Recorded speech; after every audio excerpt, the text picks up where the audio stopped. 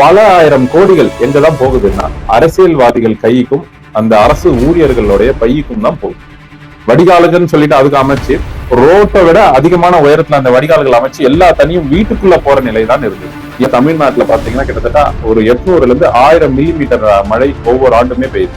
கடல் நீரை குடிநீராக்குற திட்டம் வரவேற்கக்கூடியது, நான் இல்லைன்னு சொல்லல. அது ஆபத்து காலத்துல அது நமக்கு தேவையான ஒன்று. 1000 மில்லிமீட்டர் மழை பெய்யற ஒரு தமிழ்நாட்டுல அந்த நீரை நம்மளால ஏன் சேமிச்சு வைக்க முடியல? அதே போல சிறு சிறு வாய்க்கால்களை தூர்வாராம எல்லாம் சாக்கடைகளாக மாறிடுது. கிட்டத்தட்ட 40% நீர் வந்து நீ கடல்ல போய் கலக்குது ஒவ்வொரு முறையும் மழை பெய்யும். அந்த மழை நீர் போகக்கூடிய வழியெல்லாம் பட்டாவாக மாறி வீடு கட்ட ஆரம்பிச்சு. தண்ணிக்கு பிச்சை எடுத்துக்கிட்டு மேகதாது அணை கட்டுவாங்களா மாட்டாங்களான்னு நாம வந்து பயந்து பயந்து பயந்து எப்படா நீர் கொடுப்பீங்கன்னு யோசிச்சுக்கிட்டே நம்ம சாக வேண்டியதான். நம்ம பிள்ளைகள் ஒரு கரண்ட் பில் கட்டுற மாதிரி நாளைக்கு தண்ணிக்கும் பில் கட்டுறது. தமிழ்நாட்டுல பாத்தீங்கன்னா கிட்டத்தட்ட ஒரு 800 இருந்து 1000 மில்லிமீட்டர் மழை ஒவ்வொரு ஆண்டுமே பெய்யுது. இது குறையாது. வெளிநாடுகள்ல அரபு நாடுகள் எல்லாம் பாத்தீங்கன்னா வெறும் 100 மில்லிமீட்டர் மழை பெய்யறதுக்கே ரொம்ப சிரமம். அவர்கள் எல்லாம் ஒரு கடல் நீரை குடிநீரா மாத்துறாங்க அப்படின்னா அதுல ஒரு அர்த்தம் உண்டு. அது அவர்களுக்கு தேவையான ஒன்றாக இருக்குது. அவ்வளவு மக்கள் தொகையில இது பண்ண முடியல. நம்ம இதுல இப்ப கடல் நீரை குடிநீராக்கணும் திட்டம்ங்கிறத நம்ம இப்ப கொண்டு வந்து எல்லாமே செயல்பாட்டுல இருக்கு. அது கடந்த ஆட்சியில இருந்தே அது தொடங்கப்பட்டது. இந்த ஆட்சியிலும் அது நடைமுறையில இருக்கு. நான் சொல்வது அதுதான், கடல் நீரை குடிநீராக்குற திட்டம் வரவேற்கக்கூடியது, நான் இல்லைன்னு சொல்லல. அது ஆபத்து காலத்துல அது நமக்கு தேவையான ஒன்று. நீர் தேவையை பூர்த்தி செய்யக்கூடிய ஒன்றாக இருக்கும். ஆனா என்னுடைய ஒரு கேள்வி என்னன்னா, 1000 மில்லிமீட்டர் மழை பெய்யற ஒரு தமிழ்நாட்டுல அந்த நீரை நம்மளால ஏன் சேமிச்சு வைக்க முடியல? அதுக்கான பல திட்டங்கள் கொண்டு வந்து பல விஷயங்களை செலவு செஞ்சோம். அது எல்லாமே தண்டத்துக்குன்னு இருக்கு. அதே போல சிறு சிறு வாய்க்கால்களை தூர்வாராம எல்லாம் சாக்கடைகளாக மாறிட்டு, நம்ம சிமெண்ட் ரோடு போடுறோம், வடிகால் அமைக்கிறோம்னு சொல்லிட்டு பல லட்சங்கள் ஒரு ஊராட்சியிலும் செலவு செய்யறோம். பல லட்சங்கள். ஒரு ரோடுக்கு 5 லட்சத்துல இருந்து 8 லட்சம்ங்கிறாங்க. இது ஒரு தெருவுக்குன்னா கிட்டத்தட்ட ஒரு அரை கிலோமீட்டர் தான் வரும் ஒரு தெருவுக்குள்ள. அந்த தெருவுக்கு 8 லட்சம் ரூபாய் மதிப்பீடுன்னு சொல்லிட்டு சிமெண்ட் ரோடு போடுறாங்க. அந்த சிமெண்ட் ரோடும் தரமாக இல்லை. ரோடு போடும் பொழுது நல்லா இருக்கும். கரெக்டா 6 மாசத்துல ஒரு மழை முடிஞ்சிருச்சு அப்படின்னா உடனே அந்த ஜல்லி எல்லாம் எடுத்துக்கிட்டு அது வந்து எப்போ ஆபத்தான ஒரு நிலையில இருக்கும். எப்ப யார் போனாலும் சறுக்கிட்டு வேற அளவுல. வடிகாலுக்குன்னு சொல்லிட்டு அதுக்கு அமைச்சு ரோட்டை விட அதிகமான உயரத்துல அந்த வடிகால்கள் அமைச்சு எல்லா தண்ணியும் வீட்டுக்குள்ள போற நிலை தான் இருந்தது. எந்த ரோட்டையும் இருக்கிறத பள்ளமா அதை எடுத்துட்டு அந்த தார் ரோடு எடுத்துட்டு அதன் மீது சிமெண்ட் ரோடு போட்ட வழக்கமே கிடையாது. அப்படியே தார் ரோடு மேலேயே போட்டு வீட்டை விட ரோடோடைய உயரம் அதிகமாகி அது எல்லாம் பாத்தீங்கன்னா இன்னைக்கு மழை நீர் உள்ள வர அளவுக்கு மக்கள் பாடுபடுற அளவுக்கு தான் இந்த திட்டங்கள் இருக்கு. அப்போ இந்த மாதிரி மழை நீர் சேகரிப்பு, மழை நீர் வடிகால்கள், ஏரி குளங்களை தூர்வாதுன்னு சொல்லிட்டு பல ஆயிரம் கோடிகள் எங்கதான் போகுதுன்னா அரசியல்வாதிகள் கைக்கும் அந்த அரசு ஊழியர்களுடைய பைக்கும் தான் போகுது. இதை எப்படிதான் தடுக்கிறது? இதை எப்படிதான் சரி பண்றது? இதை ஒரு ஆட்சியிலையும் இந்த பணத்தை இந்த அளவுக்கு கொள்ளடிச்சு மக்களோட நீர் வளம் இல்லாம இன்னைக்கு விவசாயிகளும் பாடுபட்டு மக்களோட குடிநீரும் பாடுபட்டு இன்னைக்கு ஒரு காலத்துல குடிநீருக்கு நாம காசு கொடுக்கக்கூடிய நிலையில வந்து இன்னைக்கு நிற்குது. கிட்டத்தட்ட 40% நீர் வந்து நீ கடல்ல போய் கலக்குது ஒவ்வொரு முறையும் மழை பெய்யும். ஒரு எடுத்துக்காட்டுக்கு சொல்றேன். கடந்த முறை சென்னையில பெரும் வெள்ளம் வந்தது. கடந்த முறை அது பாத்தீங்கன்னா போட் எல்லாம் வச்சுட்டு நம்ம வீட்டுல இருக்கிற ஒவ்வொருத்தரையும் மீட் எடுத்த ஒரு காலம் இருக்கும். அந்த மழை நீர் மட்டும் கிட்டத்தட்ட சென்னையோட குடிநீர் தேவையை 3 ஆண்டுகளுக்கு பூர்த்தி செய்யற அளவுக்கு அந்த மழை நீரோடைய அந்த அளவுக்கு மழை நீர் பெய்யுது. அதெல்லாம் எங்க போச்சுன்னா அடையாறு கூவம் வழியா நேரா போய் கடல்ல தான் கலக்க விடப்பட்டது. அத்தனையும் அதுலதான் கலந்து விடப்பட்டது. அப்ப இவ்வளவு மழை நீரை கொண்டு போய் சாக்கடையாக மாத்தி நம்ம கடல் நீர்ல கொண்டு போய் கலக்குறோம்னா இது எப்படிதான் செய்ய முடிஞ்சது? அந்த காலத்துல இந்த மழை நீரை வந்து அவ்வளவு அழகா சேமிச்சாங்க. குளங்கள் இருந்தது, ஏரிகள் இருந்தது, கிணறு இருந்தது, ஆறுகள் எப்ப பார்த்தாலும் நீர் இருக்கும். நான் சின்ன பிள்ளையா இருக்கும் போது எல்லா ஆறுகள்லயும் நீர்கள் ஓடிட்டு இருக்கும். மழை பெய்ஞ்சதுன்னா அவ்வளவு நீர் தேக்காத்து இருக்கும். ஆனா இப்ப அதெல்லாம் காணும். அந்த காலத்துல அவ்வளவு டெக்னாலஜி கிடையாது. இந்த காலத்துல இவ்வளவு விஷயங்களை நாங்க கண்டுபிடிக்கிறோங்கிறீங்க, இவ்வளவு அனுபவம் உள்ளவருங்கிறீங்க. எங்க போச்சு அப்ப இதெல்லாம்? அந்த மழை நீர் போகக்கூடிய வழியெல்லாம் பட்டாவாக மாறி வீடு கட்ட ஆரம்பிச்சு. முன்னெல்லாம் எப்படி வச்சிருந்தாங்கன்னா அந்த குளங்களையும் ஏரிகளையும் மக்களே தூர்வாருவாங்க. ஏன்னா மக்கள் அதை பயன்படுத்திக்கிட்டு இருந்தாங்க. அதனால அந்தந்த கிராமத்துல இருக்கிறவங்க அது ஏன் ஏரி, ஏன் குளம், ஏன் குடிநீர் தேவை, குளிக்கிறது, துவைக்கிறதுன்னு எல்லாத்தையும் பயன்படுத்தினாங்க, சுத்தப்படுத்தினாங்க. அது எல்லாத்தையும் சீரமைச்சுக்கிட்டே இருந்தாங்க. ஊரெல்லாம் ஒண்ணு கூடி திருவிழா வந்ததுன்னா அந்த குளத்தை தெப்ப குளமா பயன்படுத்தினாங்க, நீரை எடுத்தாங்க, சாமிக்கு அபிஷேகம் பண்ணாங்க. அது பொதுவாக இருந்தது. மக்களே அதை சீர் செஞ்சுக்கிட்டாங்க. என்னைக்கு அரசுன்னு ஒண்ணு உள்ள வந்து அந்த அரசு வந்து அது அதிகாரத்தை கையில் எடுக்க ஆரம்பிச்சு, இது எங்க குளம், நீங்க சீரமைக்க கூடாது, நாங்க டெண்டர் விட்டு தான் நாங்க சீரமைப்போம். எதுக்கு டெண்டர் விடணும்? அப்பதான் கொள்ளடிக்கும். மக்களாக பராமரிச்சுட்டு அது மக்களுடைய குளமாக இருக்கும் பொழுது நல்லா இருந்தது. என்னைக்கு அது அதிக அரசு குளமாக மாறுச்சோ, என்னைக்கு அது பஞ்சாயத்து கட்டுப்பாட்டுக்குள்ள வந்து பஞ்சாயத்து தான் முடிவெடுக்க வந்ததோ அது எல்லாம் விட்டாங்க. ஒரு ஏரி நிரம்புச்சு அப்படின்னா அடுத்த ஏரியில நிரம்பும். அது ஒரு நீர் பாதைகள் இருக்கும். அந்த ஏரி நிரம்பிச்சுன்னா அடுத்த ஏரிக்கு அந்த நீர் பாதை போகும். அப்படி நீர் போகக்கூடிய வழிகள், வாய்க்கால்கள் இருந்துட்டு இருந்தது. இப்போ அது எல்லாத்தையும் நிலமாக மாத்தி, பட்டாவாக மாத்தி இன்னைக்கு வீடு கட்டியாச்சு. அப்போ ஒரு ஏரிக்கும் அடுத்த ஏரிக்கும் நடுவுல பாத்தீங்கன்னா பிளாட் வந்துருச்சு. அப்போ இந்த ஏரி நிரம்பிடுச்சு அப்படின்னா உடஞ்சிரும். உடஞ்சு ஊருக்குள்ளதான் வெள்ளம் போகும்.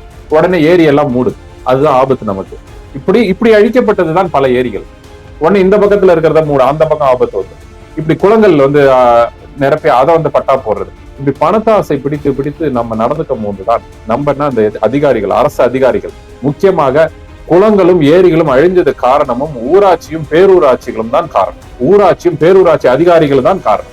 இது எல்லாத்துக்கு பின்னாடியும் செயல்படாமல் இருந்த மாவட்ட ஆட்சியர் தான் முக்கிய காரணமாக நான் சொல்லுவேன். எல்லா ஊர்லயும் ஒரு நீர் ஆதாரம் அப்படிங்கிறது இந்த இடத்துல இத்தனை ஆண்டுகளுக்கு முன்ன எத்தனை ஏரிகள் இருந்து எத்தனை குளங்கள் இருந்துன்னு கணக்கெடுத்து அதையெல்லாம் சரியான நேரத்துல தூர்வாரி அதுக்கு பட்ஜெட் போடணும். அதுதான் நீர் சேமிப்பு திட்டம், அதுதான் நீர் ஆதாரம், அதுதான் விவசாயத்துக்கு எல்லாம். ஒரு வருஷத்துக்கு இவ்வளவு மழை பெஞ்சோ அந்த நீரெல்லாம் கடல்ல கலக்குதுன்னா அதை சேமிச்சு வைக்கிறதுக்கு ஒரு திட்டம் கூட இல்ல. இன்னைக்கு வந்து நம்மளுடைய குடிநீருக்காகவும் விவசாயத்துக்காகவும் இன்னைக்கு யாரோ ஒருத்தர்கிட்ட இன்னைக்கு எனக்கு தண்ணி கொடுங்கன்னு போய் கெஞ்சுற அளவுல நாம நிறுத்திருக்கோம். இன்னமும் அதே வேலையை தான் நாம செய்ய போறோமா, இல்ல இதெல்லாம் மாத்தி அமைக்க போறோம்? இந்த பஞ்சாயத்துகள், ஊராட்சி பேரூராட்சிகள் இப்படி நடந்துக்கிறதுக்கு காரணம் என்னன்னா, மக்களை அது உள்ள இன்வால்வ் ஆக்காம நீங்க வெறும் அரசியல் தலைவர்களையும் அரசியல் கட்சிக்காரர்களையுமே வச்சு எல்லா முடிவுகளும் எடுப்பதால் தான் இது வந்தது. ஒரு எடுத்துக்காட்டுக்கு சொல்ற, ஒரு ஊராட்சி இருக்கு, ஒரு கிராமம் இருக்கு, அந்த கிராமத்துல என்ன திட்டம் வந்து அந்த பஞ்சாயத்து கொண்டு வரணுங்கிறத மக்கள் முடிவு செய்யணுங்க. அந்த பஞ்சாயத்தும் அரசும் முடிவு செய்யவே கூடாது. மக்கள் முடிவு செய்யணும் அந்த கிராமத்துக்கு என்ன வரணும்னு. மக்கள் முடிவு செய்யணும்னா மக்களை கூட்டி அதை செய்யணும். அதுக்குதான் கிராம சபை கூட்டம்னு வந்தது. அந்த வருஷத்துக்கு ஏதோ 2-3 வாட்டி வர கிராம சபை கூட்டம் கூட சரியாக நடப்பதில்லை. கிராம சபை கூட்டம், கிராம மக்கள் அங்க உட்கார்றாங்க, தூய்மை பணியாளர்களும் அரசு அதிகாரிகளும் அந்த எந்த கட்சி ஆளுதோ அந்த கட்சி ஆளுங்கட்சியோடைய அந்த உறுப்பினர்களும் தான் கிராம சபை கூட்டத்துல கணக்குக்கு உட்கார்ந்து எழுதுறாங்க. கிராம சபை கூட்டம் நடக்கணும்னா 3 நாளைக்கு முன்னாடியே தண்டாரா போடுவாங்க, ஆட்டோ விளம்பரம் கொடுக்கணும், நோட்டீஸ் கொடுக்கணும், வீட்டுல இருக்கிறவங்க எல்லாரையும் கொடுப்பாங்க. அந்த காலத்துல அவ்வளவு சிறப்பாக நடந்தது. ஆனா இவ்வளவு டெக்னாலஜி வந்து ஒரு வாட்ஸ்அப்ல அந்த கிராமத்துல இருக்கிற ஒரு 100 குடும்பத்தை வாட்ஸ்அப்ல சேர்த்து வாட்ஸ்அப்ல கூட்டம் நடக்கும் போது வாங்க, இல்ல வாட்ஸ்அப்ல இருந்துட்டே உங்களுக்கு என்ன திட்டங்கள் வேணும் சொல்லுங்கன்னு சொல்றதுக்கு இன்னைக்கு இல்ல ஆள். அந்த லட்சணத்துல பலாயிரம் கோடி வீணாகுது. இந்த குடிநீர் பிரச்சனைக்கு எல்லாருமே தான் காரணம். குறிப்பாக இந்த ஊராட்சி பேரூராட்சியில உள்ளாட்சியில இருக்கக்கூடிய அமைப்புகள் இருக்கக்கூடிய அதிகாரிகளும் அந்த மக்களால் தேர்ந்தெடுக்கப்பட்ட பிரதிநிதியும் தான் இந்த நீர் வரத்து அழிந்து போறதுக்கான காரணம். தயவு செஞ்சு இதை மீட்டு எடுக்கணும். நான் மக்கள் கிட்டே அதை ஒப்படைங்க. ஏரி குளங்களை மக்கள் வந்து எல்லாமே பராமரிக்கட்டும். அது எப்படி செய்யறது அப்படின்னா, தயவு செஞ்சு அந்த பஞ்சாயத்திலும் ஊராட்சியிலும் என்ன செய்யணுங்கிறத மக்கள் முடிவு செய்யட்டும். மக்களை கூட்டி தான், அந்த 100 குடும்பத்தை கூட்டி தான் அந்த ஊருக்கு என்ன வேணும்னு செய்யணும். கிராமத்துல போய் செடி நடுறதுக்கு 1 லட்சம் ரூபாய்னு கணக்கு எழுதுறானுங்க. கிராமத்துல செடி மரத்துக்காக பஞ்சம்.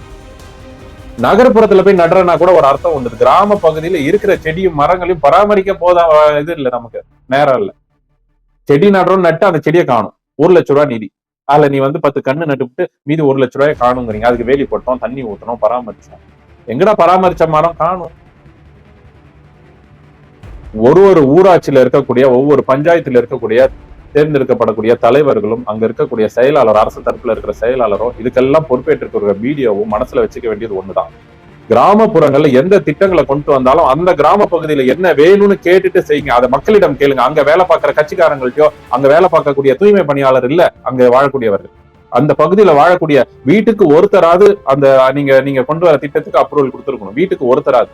1000 வீடு இருக்க ஒரு கிராமத்துலன்னா அந்த 1000 வீட்டுல இருந்து ஒரு நபராது இந்த திட்டத்தை கொண்டு வாருங்கள் அப்படின்னு சொல்லி அவங்க வந்து அப்ரூவல் கொடுக்கணும். அப்போ அதுக்கு நீங்க கூட்டத்தை கூட்டி, கிராமங்களை கூட்டி, இந்த ஏரியை தூர்வாரணும், குளங்களை தூர்வாரணும், கோயிலை சுத்தப்படுத்தணும். இதெல்லாம் தான் நடைமுறையாக இருந்தது. திரும்ப மக்கள் கிட்டேயே இதெல்லாம் வந்தாதான் இது எல்லா ஏரிகளும் நீர்வரத்துகளும் திரும்ப செழிப்படையும், விவசாயமும் செழிப்படையும். அரசு கையில வச்சுக்கிறீங்கன்னா முறையாக ஒரு சிஸ்டமாக கொண்டு வாங்க. மக்களை இன்வால்வ் ஆக்காத எந்த திட்டமும் நல்ல திட்டங்களாக வராது. குறிப்பாக ஊராட்சி பேரூராட்சிகளை, பொதுமக்களை, அங்க வாழக்கூடிய மக்களை, அந்த கிராமத்து மக்களை உள்ள சேர்த்துக்காம எந்த ஒரு அரசு திட்டத்தையும் மக்கள் திட்டத்தையும் நீங்க கொண்டு வந்தாலும் அது பயனற்றுதான் போகும், நீர்த்துதான் போகும். இதை புரிஞ்சுக்கோங்க தயவு செஞ்சு அரசுகள். இந்த மழைக்காலம் வரத்துக்குள்ள ஏரி குளங்களை தூர் வாரணும், நல்ல திட்டங்களை கொண்டு வரணும், மக்கள் நல்லா இருக்கணும்னு நினைச்சா அந்தந்த கிராமத்து மக்களை ஒண்ணு திரட்டி அந்தந்த கிராமத்துல எந்த மாதிரியான திட்டங்களை கொண்டு வரலாம் ஊர் பெரியவங்களை கூப்பிட்டு, இந்த அரசு பஞ்சாயத்துல இருக்கக்கூடிய அரசு அதிகாரிகளும் செயலாளர்களையும் கூப்பிட்டு வீடியோ எல்லாம் உட்கார்ந்து பேசி என்னைக்கு இந்த மாதிரியான செயல்முறைகள் திரும்ப வருதோ அன்னைக்குதான் கிராமங்களும் செழிக்கும், கிராமத்துல இருக்கக்கூடிய நீர் வளங்கள் செழிக்கும், கிராமத்துல இருக்கக்கூடிய ஏரி குளங்கள் எல்லாமே திரும்ப டெவலப் ஆகும். இல்லைன்னா தண்ணிக்கு பிச்சை எடுத்துக்கிட்டு மேகதாது அணை கட்டுவாங்களா மாட்டாங்களான்னு நாம பயந்து பயந்து பயந்து எப்படா நீர் கொடுப்பீங்கன்னு யோசிச்சுக்கிட்டே நம்ம சாக வேண்டியதான். நம் பிள்ளைகள் ஒரு கரண்ட் பில் கட்டுற மாதிரி நாளைக்கு தண்ணிக்கும் பில் கட்டுறது. அதனால தயவு செய்து இப்பொழுது வந்திருக்கக்கூடிய தமிழக வெற்றி கழக அரசு திரும்ப இந்த கிராம பகுதியில பேரூராட்சியில எல்லா இடங்கள்லயும் இந்த நீர்நிலைகளை புதுப்பிப்புக்கிறதுக்கும் இந்த வாய்க்கால்களை தூர்வாங்கிறதுக்கும் என்ன திட்டங்களை கொண்டு வந்தாலும் கிராமத்து மக்களை உள்ள அழைத்து அவர்களுடன் கேட்டு அவர்களையும் இதுல சேர்த்துக்கிட்டு ஒரு விஷயத்தையும் நடத்தணும் அப்படிங்கிறது என்னுடைய பணிவான ஒரு கோரிக்கையாக முன்வைக்கிறேன்.